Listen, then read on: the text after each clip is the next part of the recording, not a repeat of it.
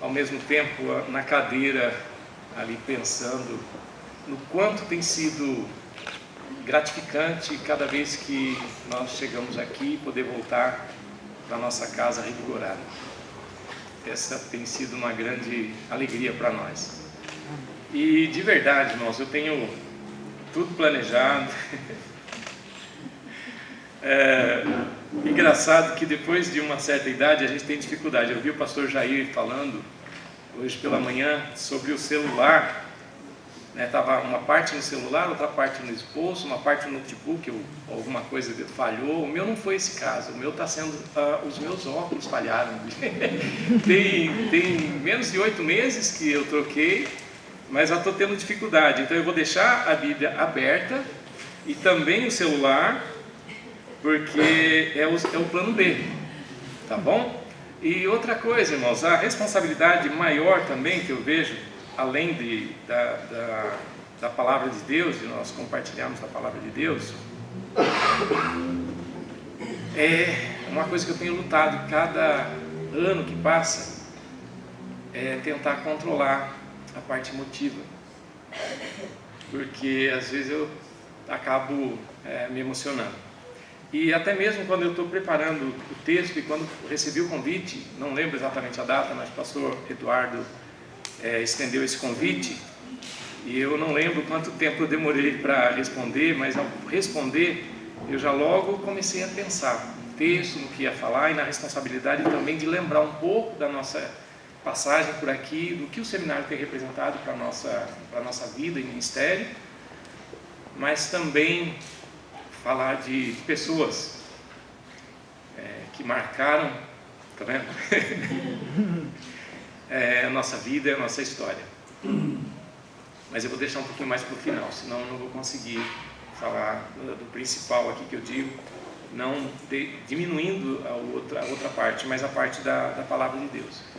E eu pensando então sobre o tema, o texto que eu queria realmente falar, e buscando alguns textos, logo que comecei a pesquisar, por várias passagens, encaixavam no que eu queria falar, desde que o tema inicial que eu queria falar era sobre ensinando através da própria vida, porque a minha vida foi muito impactada por pessoas. Antes da minha salvação eu passei por momentos degradantes, momentos difíceis da minha vida. Pela graça de Deus eu estou vivo, fui salvo, e essa mudança na minha vida realmente foi fundamental há 41 anos passados. E através da minha salvação Deus me deu uma razão de viver, e essa razão de viver realmente foi Cristo. Eu posso dizer como Paulo disse em Gálatas capítulo 2. Que alegria, obrigado. É o mesmo? Não está usado não, né? Não foi o mesmo que você usou. Obrigado. Obrigado. Pode agradecer ao pastor Ricardo. Pastor Ricardo, obrigado. Sempre serviu. E o que eu estava continuando aqui dizer, falando sobre a pregação, quando eu estou preparando o texto, ou pensando no texto da pregação, ou mesmo que eu estou pregando uma série, eu sempre falo, Deus, que eu consiga realmente, não vou me encaixar na palavra, na mensagem, mas que a mensagem realmente primeiro seja para a minha vida, para a mudança, ou para a edificação, para a motivação. E já teve vezes que eu tive que chamar minha esposa antes da pregação, porque às vezes a gente sai de casa, às vezes meio chateado com a esposa, não é? Ou a esposa chateada com a gente. Mas eu nunca consegui subir no púlpito sem antes levar ela para o escritório e ter uma conversa com ela, séria. Cheguei a falar, querida, me perdoe, eu preciso subir e pregar o evangelho, e eu sei que é o meu coração, como você tem que estar em paz, porque isso depende para ter paz com Deus e a minha paz para pregar o evangelho. E nesses textos, procurando então esse tema e pensando na glória de Deus, que deve transparecer acima de tudo nas nossas vidas e na vida daqueles que passaram por aqui, dos fundadores dessa instituição, a qual, de verdade, o pastor foi bem sincero, e eu estou sendo sincero, a qual eu amo, e temos dedicado parte também do nosso ministério para, não financeiramente, mas dando apoio aqui. É é um pouco difícil da gente falar, até porque ficaram marcas realmente na nossa vida. E o texto, então, procurei, vasculhei, fui lá para o Novo Testamento, peguei exemplo do apóstolo Paulo e como realmente ele teve influência de pessoas, além de Cristo, né, de outras pessoas na formação dele, como Gamaliel, e depois na vida, ou na prática da vida religiosa, no judaísmo, da maneira com que ele fala da vida dele antes da salvação. E as pessoas as quais ele influenciou, e tem uma lista, peguei essa lista, trabalhei um pouquinho, porém, pensei no texto de Mateus capítulo 28, 19 e 20, onde o próprio Senhor Jesus Cristo fala para os seus discípulos, portanto, ide, pregar o Evangelho, fazer discípulos de todas as nações, pregando o Evangelho, ensinando a guardar tudo que tem dito. Todos esses textos realmente me encaixavam, eu conseguia me encaixar ali, a maneira com que Deus trabalhou na minha vida, e a maneira com que Deus também trabalhou na vida das pessoas para impactar a minha vida, e também a vida da minha esposa e dos meus filhos. Também o impacto que causa nas nossas igrejas. Mas eu me deparei com um texto, e eu não pude fugir dele, e eu quero usar esse texto com vocês hoje. Se encontra no livro de Êxodo, capítulo 17. Então convido vocês a ler. Eu não vou ficar olhando para o relógio, eu me perco nessa hora, me sinto pressionado. Então eu gosto de ser acompanhado pela minha esposa, porque de vez em quando eu passo o olho por ela, assim, ela ou está fazendo assim, ou está fazendo assim, então disfarçadamente. Aí eu percebo que eu estou passando do horário.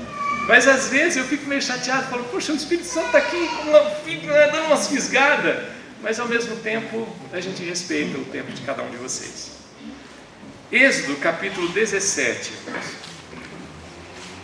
é um texto maravilhoso, por quê? Porque também pensando na vida deste homem, que teve uma participação maravilhosa no início do seu chamado, vamos considerar assim, que foi o famoso Josué, e no período de tempo em que ele estava sendo treinado, sendo servo de Moisés, e esse contexto aqui que nós vamos ler narra um pouquinho dessa passagem, e diz assim o texto: então veio Amaleque e pelejou contra Israel em Refidim.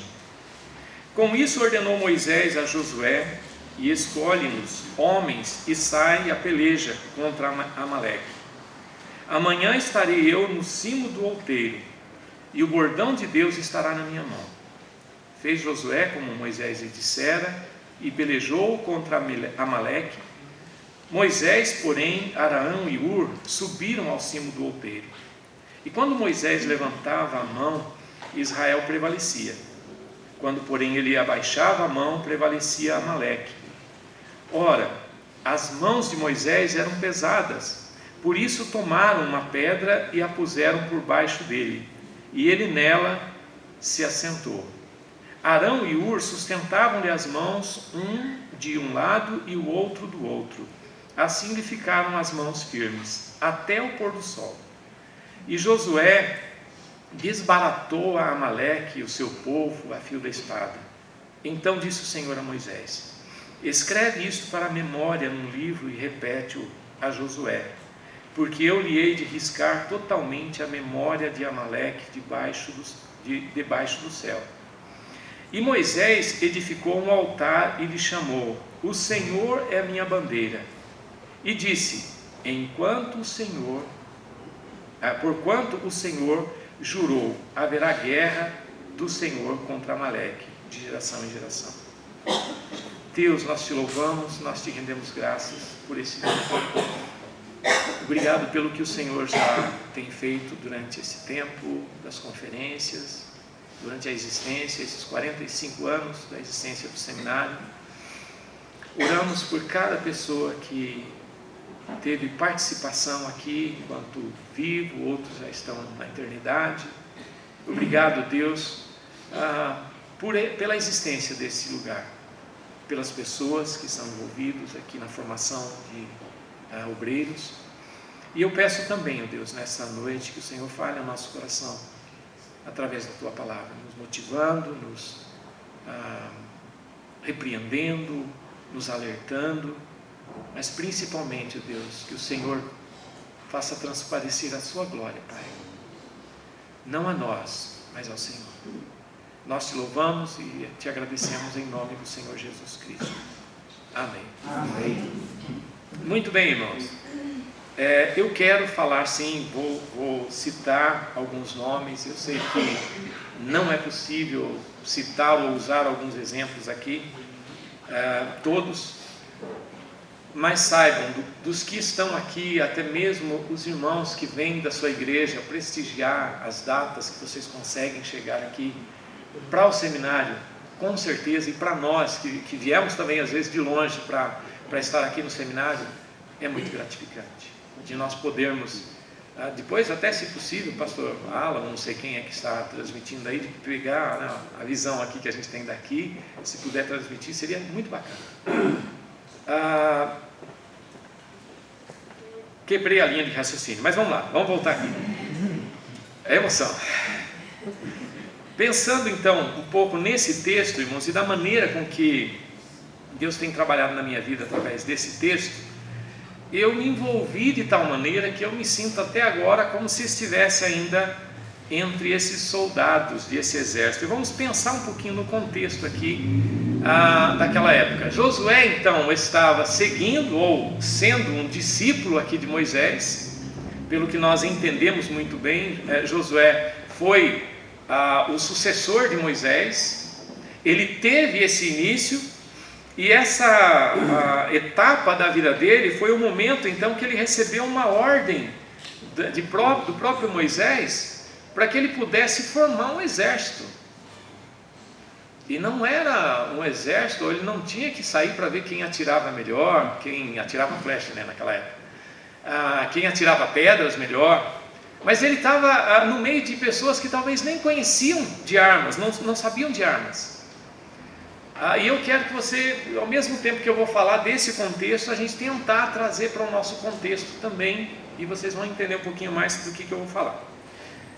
E Josué, com certeza, enfrentou essa dificuldade. Ele teve que formar pessoas e juntar um exército de pessoas em pouco tempo, porque no dia seguinte, Moisés já havia falado, e descobri um segredo aqui, viu? Já vou falar logo antes que eu esqueça também, que a minha memória é curta, a HD é pequena. Lá, acho que em Sorocaba, os irmãos que estiverem assistindo lá em Sorocaba, lembra disso, a gente precisa levantar o púlpito, porque aí a letra fica mais próxima. Olha que péssimo. Estou conseguindo ler aqui. Quando Moisés disse no dia seguinte, pela manhã, eu estarei lá no cume, lá no monte, e segurando a vara de Deus, o cajado. E olha, a narrativa aqui é maravilhosa, irmãos. E não tem como a gente não imaginar como foi aquela batalha que durou o dia, até o pôr do sol. Eu sei que alguns, já ao começar o dia, falam mais 8 horas de trabalho. Para alguns 6, para alguns 12, outros, 24, plantão de 24 horas. Mas imagine ficar o dia inteiro numa luta ou numa guerra. Provavelmente não era fácil. E a gente começa a pensar nesse contexto aqui, aonde Josué então forma esse exército. A batalha então continua, porque os amalequitas chegam para a guerra.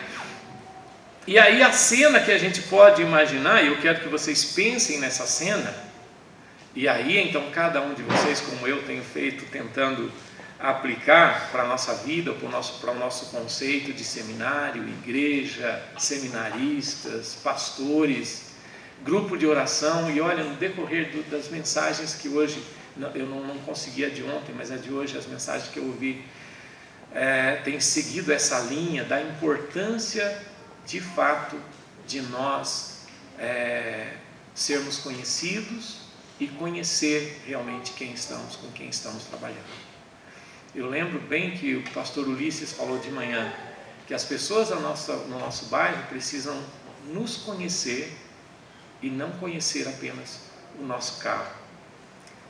Isso me ajudou bastante a pensar. Quando nós chegamos em Barueri, de frente da igreja tinha uma feira, e a gente frequentava essa feira. E parece que as notícias, né, espalham, né? Esse é o pastor aí, ó, o novo pastor. E aí então na feira, até mesmo os próprios feirantes, bom dia pastor, tudo bem? E a gente espanta até por isso, por a gente caminhar ali próximo. Lembro, até compartilhei hoje de manhã com o pastor Claudinei, de uma transição que houve também naquele período do início da igreja. A irmã Marilda acho que vai lembrar muito bem da igreja que chegou e juntou conosco, que era uma congregação da Igreja Batista Bíblica. Eram 5 ou 6 famílias, e chegou um pastor missionário para cuidar por um período de tempo daquela congregação. E quando ele soube então que tinha uma igreja bíblica ali, uma batista regular ali próximo, e ele conhecendo, então procurou durante uns meses, 3 a 4 meses, saber sobre a igreja, o testemunho da igreja, sobre a vida do pastor, a vida dos membros.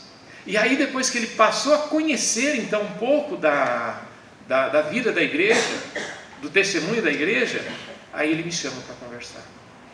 E ele fala: olha pastor, eu estou em transição, eu volto para o campo missionário, a igreja vai ficar sem auxílio, e eu estou pretendendo, se o irmão estiver de acordo, da gente orar e fazer uma transição um pouco devagar, mas a ideia é que a igreja mãe lá aceite que esses irmãos, que eles não estão dando 100% de apoio, possa congregar com a igreja de vocês. E graças a Deus, irmãos, não demorou muito, menos de um ano, essas famílias, e até hoje ainda, irmão Noedson, irmã Claudia, olha os nomes, fugindo já, as famílias estão lá. Então isso para nós, a gente vê Deus trabalhando também pelo testemunho da igreja, o testemunho das pessoas ali.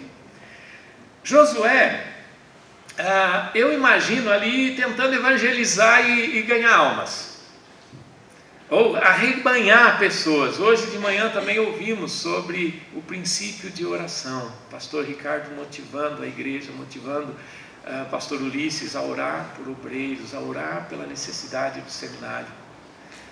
Eu imagino ali Josué tentando, falar: olha, nós vamos ter que nos preparar para a guerra, está vindo uma guerra e os amalequitas vão nos abordar, e nós vamos ter que estar preparados. E o próprio Senhor Jesus Cristo alertou os seus discípulos: orai pela seara, a seara está branca, o tempo da colheita chegou, orem pelos ceifeiros. E nós temos vendo tempos difíceis, igrejas sem pastores, cidades sem igrejas, sem missionários muitas vezes. E infelizmente, irmãos, essas coisas têm acontecido, e muitas vezes nós esquecemos disso. Pensando então nessa batalha, irmãos, vamos pensar também no líder Josué. Os soldados então, tudo bem, então vamos para a guerra, estamos animados, vamos para lá. E aí, eu não sou pioneiro, mas eu lembrei muito bem, eu vi muito bem o pastor Jair chegando aqui no seminário e perguntar: cadê o seminário? E só tinha vala, e alguns homens de fé ali.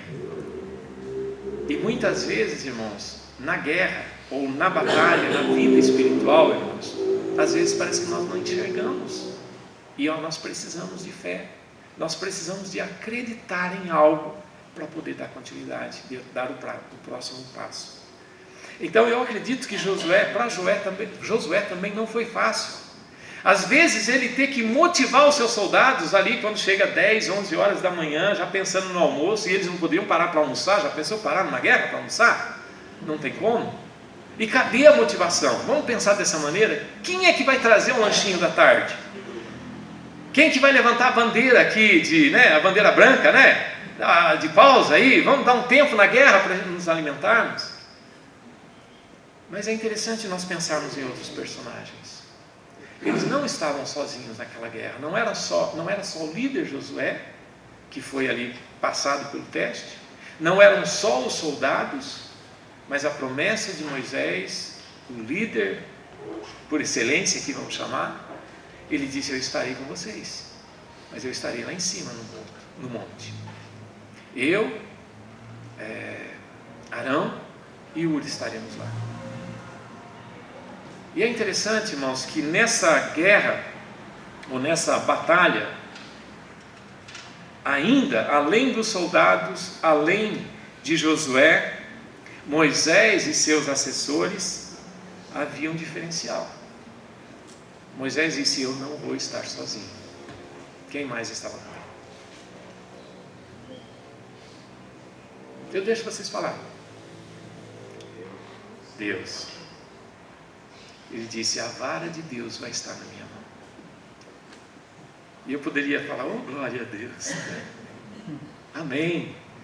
Amém, né, pastor Jorge? E eu imagino aqui a cena, talvez enquanto estavam desanimados, ou talvez quando eles estavam então perdendo a guerra, e eles olham um para o outro, e aí o que está acontecendo, né? Alguém está fazendo alguma coisa errada? E provavelmente um ou outro olhava para cima e via que Moisés estava com os braços cansados, então seus braços estavam descendo. Enquanto o braço dele estava descendo, o texto diz que aquela multidão estava ganhando e o exército de Israel estava perdendo. E aí então, quando ele levantava as mãos, eles prevaleciam. Agora o exército de Israel estava ganhando. E o que a gente vê, a não ser o que nós já ouvimos hoje pela manhã? Se vocês depois forem assistirem as mensagens anteriores, como eu vou fazer também, vocês vão perceber a maneira com que Deus tem trabalhado, pelo menos tem trabalhado hoje no meu coração, de ver a necessidade de nós trabalharmos juntos. E principalmente, irmãos, e é o que eu quero colocar o foco agora, nada nós podemos fazer, e como eu falei sobre o tema hoje, irmãos, ensinando através da nossa vida, nada podemos ensinar se primeiramente nós não termos os nossos olhos na presença de Deus, ou no poder de Deus, na vara de Deus, e pela sustentação de grandes homens e pessoas que têm da sua vida em oração, em dedicação e apoio, enquanto muitos estão na batalha, na guerra. Hoje nós ouvimos de pessoas que assumiram essa lista de oração. Eu dou graças a Deus quando logo pela manhã, que meu dia também começa bem cedo, que eu chego no escritório e aí dá um sinal lá no WhatsApp, e aí chega a mensagem: pastor Ulisses, orei hoje por você. Lembramos hoje, às vezes no final da tarde, né, tem reunião de oração, eu digo amém, eu tenho alguém que está lá sustentando o braço de Moisés, ou que está levando os nossos pedidos, as nossas petições diante de Deus. Irmãos, nessa batalha, a nossa guerra, como o próprio apóstolo Paulo diz, não é contra a carne, nem é contra o sangue. Não é em relação às nossas convicções doutrinárias, não é aos nossos costumes, mas é uma guerra contra o mal, contra as hostes espirituais nos lugares celestiais, como Paulo diz em Efésios capítulo 6.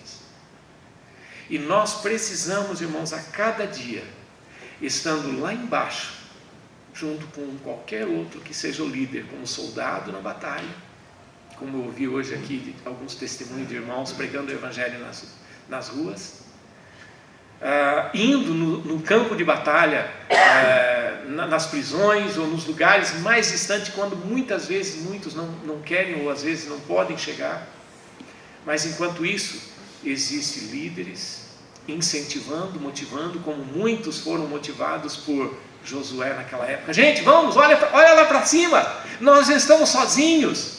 Olha lá, enquanto aqueles homens estiverem levantando e segurando o cajado ali, nós vamos vencer, nós vamos ganhar essa batalha. E essa promessa foi cumprida. Mas enquanto isso também Moisés tinha o apoio, tinha a ajuda de 2 homens que levantaram aquelas pedras, colocaram para que Moisés pudesse então ficar com as mãos sustentadas. Eu não vou me ater muito a esse texto, agora já consegui pintar na mente de vocês esse quadro, então eu quero que vocês pensem um pouco nisso, e eu vou usar alguns exemplos aqui, para vocês também lembrarem de alguns exemplos na sua vida. Eu lembro da primeira vez que alguém chegou para realmente fazer diferença na minha vida. No momento mais difícil da minha vida, que eu não via nem mesmo a minha família tentando me ajudar, e eu estava preso às correntes de um vício maldito que é o álcool e o tabaco, e estava já próximo para entrar e experimentar outras substâncias. Eu lembro muito bem que eu, em depressão há quase 2 anos, não tinha trabalho, não estava vivendo, estava vegetando apenas, estava trancado num quarto, e ele me tirou daquele quarto e me levou para fazer trabalho voluntário na rua. E em um desses dias, enquanto eu mais uma vez abaixei a cabeça numa sarjeta na beira da calçada, assim, lá na Avenida Pacaembu, próximo ali do estádio do Pacaembu, e esse rapaz sentou ao meu lado, estendeu os braços no meu ombro, e ele disse: João, eu não sei o que você está pensando agora. E eu só estava pensando coisa ruim. Mais uma vez eu estava tentando planejar terminar com a minha vida. E naquele momento eu ouvi 3 palavras: João, Jesus te ama. E essa palavra, irmãos, mudou completamente o meu pensamento. Amém. E foram essas palavras. Eu não conhecia, eu não lembrava de João 3,16. E quando eu me deparei, depois de um tempo, com João 3,16, eu lembro que eu falei, era esse o versículo que estava em mente. Jesus deu a vida por mim.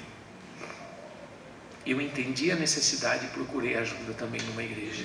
E eu falei para ele, é uma história um pouco longa, eu vou encurtar, mas depois de 3 dias eu falei, José Roberto, você vai para a igreja hoje? Ele disse, eu vou, você quer ir? Mas tão naturalmente, porque ele havia convidado várias vezes, eu nunca aceitei. E naquele dia, eu ansioso para ele me convidar, nada, e ele não convidou naquele dia. Eu falei, você vai para a igreja? Ele falou, vou, você quer ir? Eu falei, eu vou. E olha, a imagem que ficou na minha mente quando eu cheguei na igreja, de jovens, dispostos, vívidos, e muitos deles são amigos meus até hoje, colegas de ministério, como o pastor Manuel, hoje lá em Água Espraiada em Calcaia, aquele vigor e disposto a evangelizar. E quando, passado algumas semanas, quando eu me converti de verdade, quando eu entendi a mensagem do evangelho, entreguei minha vida a Cristo em 1983, eu lembro, irmãos, que Deus já imediatamente disparou meu coração para querer também falar do evangelho para outras pessoas. E esse chamado, irmãos, pela graça de Deus, tem sido mantido pelo exemplo, pelo impacto de pessoas que desde o dia da minha salvação tem sido até o dia de hoje. Eu vou citar alguns nomes. Eu tive o privilégio de estudar aqui. Antes disso, teve várias pessoas, então vou começar de trás para frente. Conheci o pastor Jorge, conheci o pastor Nilo bem pouco, convivemos com o pastor Jorge, tive o privilégio de trabalhar com ele no trabalho braçal também, na MK, enquanto nós estávamos fazendo o apartamento da professora Dom, se eu não me engano. Pastor VW, pastor Jorge e eu, por algumas semanas nós trabalhamos juntos, e eu constato realmente que o pastor Jorge é além do que a dona Maxine chegou a falar, de trabalho braçal. E foi para mim até um exemplo. Tive exemplo daqui do próprio seminário, de pessoas no trabalho braçal aqui, de alunos, que isso eu levo para a minha vida, da importância de nós também como pastores darmos exemplos para que os nossos membros, às vezes até como voluntário no trabalho da igreja, como mutirão, às vezes até fazem piada, né? Ao invés de ser mutirão, ser mentirão. Mas quando o pastor está ali, quando o pastor pega uma ferramenta e começa a fazer, não há quem não seja motivado. Eu lembro de pessoas que causaram impacto na minha vida, e até durante o período do seminário, eu olhei para essas pessoas e eu me senti motivado, porque eu olhava, eu falava, Deus, como é que eu vou passar por esse momento? Como é que eu vou resistir? Como é que eu vou chegar até o fim, até a formatura? E eu, por 3 vezes que eu me lembro, eu cheguei ao ponto de sair de casa, e era um dia de oração, inclusive eu nem lembrava que era dia de oração. Fui direto para o seminário. Eu ia falar com o pastor Jorge, ou quem estivesse lá na frente, falar, é o último dia. Eu estou indo embora, vou levar mudança para casa. Nem sei para casa, porque eu não tinha casa, né? Muitos dão um testemunho, né? Eu deixei um emprego de tantos mil reais, eu deixei a profissão. Sabe o que nós deixamos para trás? Eu vim falido. com dívida. Eu fiz uma lista. E a outra pessoa, que eu vou citar o nome, ainda convenceu o pastor Jorge a comprar algumas ferramentas que eu acho que até tem aqui ainda para eu poder sanar as dívidas que eu tinha lá no passado, do meu trabalho, da empresa que a gente estava começando. Para dizer para vocês, irmãos, o quanto Deus fez na nossa vida. Mas aqui, durante essas 3 vezes que eu pensei em desistir, eu falava: Deus, e aí, o que eu faço? Como é que eu vou fazer? Como é que eu vou passar por isso? Deus sempre me apontava alguém. E às vezes era uma pessoa inesperada, que eu nunca ia imaginar, que vinha com uma palavra, dizia: não, vai passar, nós vamos orar. E nesse dia que eu cheguei, que era o dia de oração, estava uma pessoa aqui cantando, e eram 3 músicas.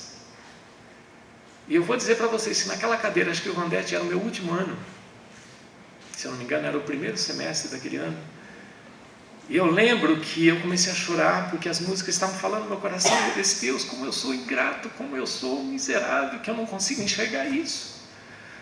Como é que eu posso dizer não?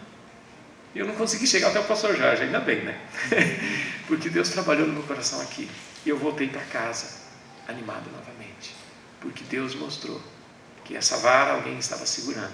Não sabia quem era, mas Deus me sustentou mais uma vez. No ministério, irmãos, eu não consegui me encaixar ainda nem no lugar de Moisés, de Josué, e nem mesmo na cadeira de Moisés ali. Mas me sinto ainda lá no campo, como soldado.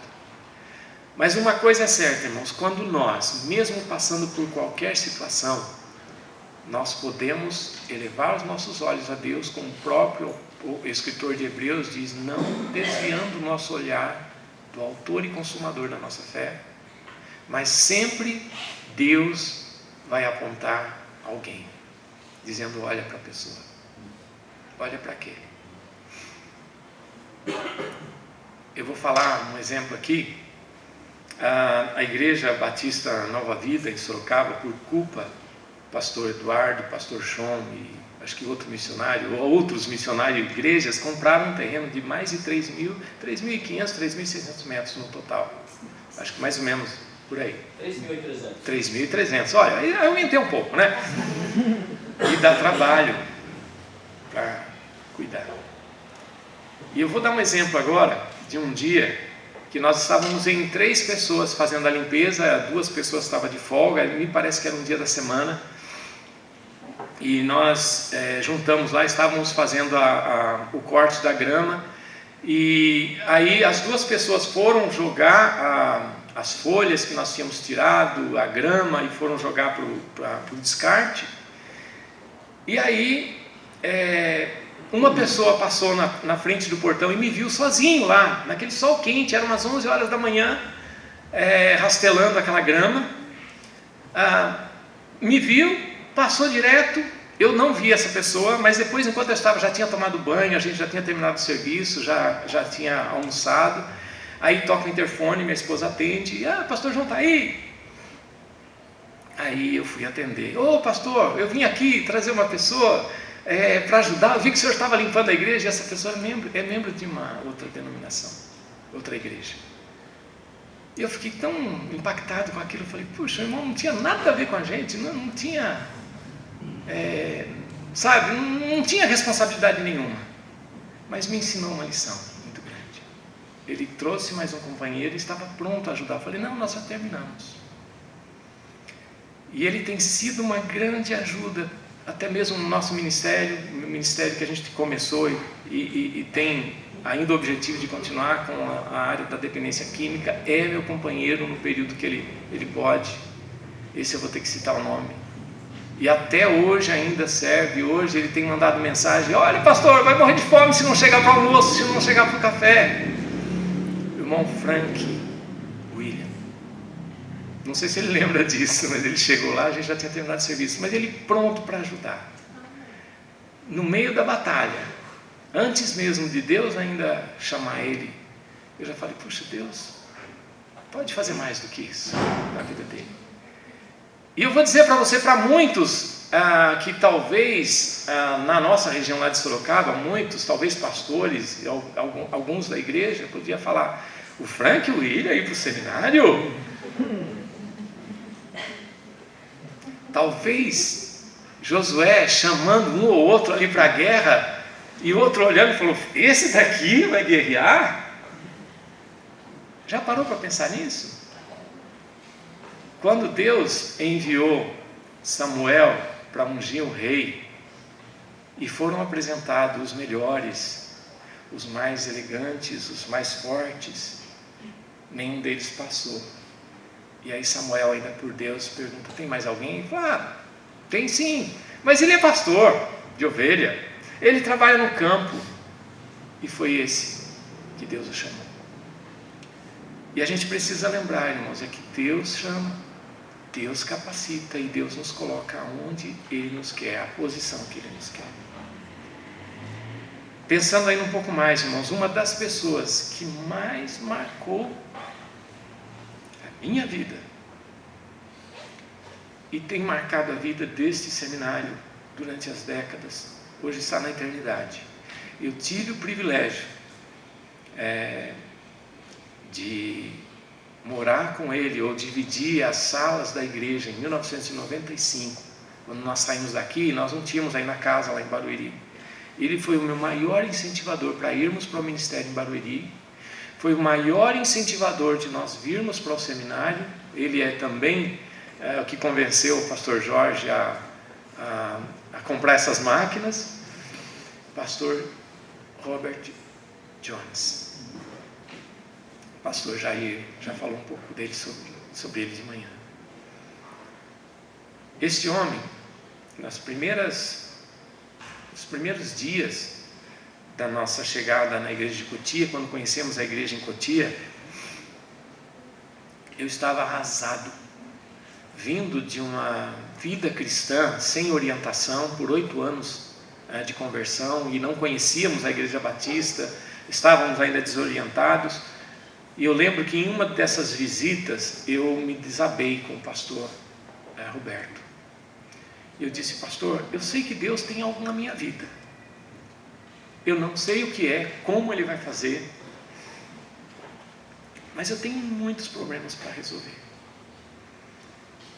E ele simplesmente, antes de mim, ele joelhou, me puxou pelo braço, como ele fazia, me colocou de joelhos e me levou lá no monte, ao lado da vara de Deus. Ele nem orou quase. Ele falou: vamos orar. Aí ele disse: ora. E ele chorou, como ele muito bem fazia, me abraçou bem forte e disse: Deus vai fazer algo. E ele fez. Às vezes eu chegava a ele, porque as pessoas se aproveitavam da bondade do coração dele e tiravam dinheiro dele. Não era o pastor Jorge, não. Eram pessoas que não queriam trabalhar e chegavam lá, mandavam os filhos chegar lá e falavam: olha, estamos sem gás, né? Ivandete muitas vezes recebia essas pessoas, mandava os filhos: estamos sem gás. E aí o pastor Roberto tirava o dinheiro e mandava, e não era para o gás. Sempre tinha alguma história. Às vezes, ou a maioria das vezes, e dessa maneira também conhecemos um pouco o pastor Nilo, porque durante o período do seminário aqui que nós passamos, em momentos assim, longe da família, quando o pastor C.A. vinha para cá, ele mandava, ou ordenava na verdade o pastor C.A. a comprar pizza e levar para casa e comer junto com a gente, ou levar a gente para a pizzaria. E a Línia, nossa filha ainda pequena, quando ele tinha um jeitinho para não acordar ninguém, às vezes à noite, chegava lá nos apartamentos, e ele ficava jogando pedrinha no vidro, para chamar atenção.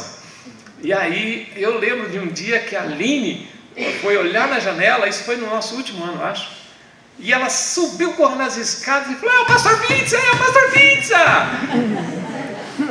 E depois informado, depois numa conversa com os dois homens, grandes homens de Deus, e a gente relembrou um pouco disso, e o pastor C.A. chegou a dizer na frente do pastor Roberto: e ele nunca pagou essas pizzas. Mas isso fez uma diferença para os meus filhos, fez uma diferença para a minha vida. Teve outras vezes. Teve um dia que a minha filha tinha acabado de nascer, a mesma Aline, foi um pouquinho antes, nós estávamos chegando na igreja de Cotia, ele não me conhecia, e nós precisávamos levar, não tinha carro, lembra que eu estava falido, não tínhamos carro, e aí eu rodei alguns quilômetros a pé, numa madrugada, bati na casa dele, e falei: pastor, eu preciso de ajuda, eu preciso levar minha filha para o hospital, ela recém-nascida, não estava bem. E ele simplesmente entrou dentro de casa, pegou a chave do carro. Ele não foi me levar. Não era preguiça, provavelmente. Mas eu sabia, naquele dia também eu entendi que o que era dele, na verdade não era dele. Era apenas um instrumento para servir. Eu aprendi essa lição.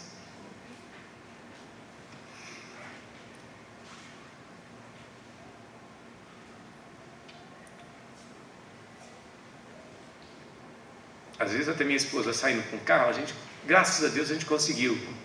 Eu tinha uma vontade de tirar um carro zero, Deus me deu o privilégio, tirei um carro zero.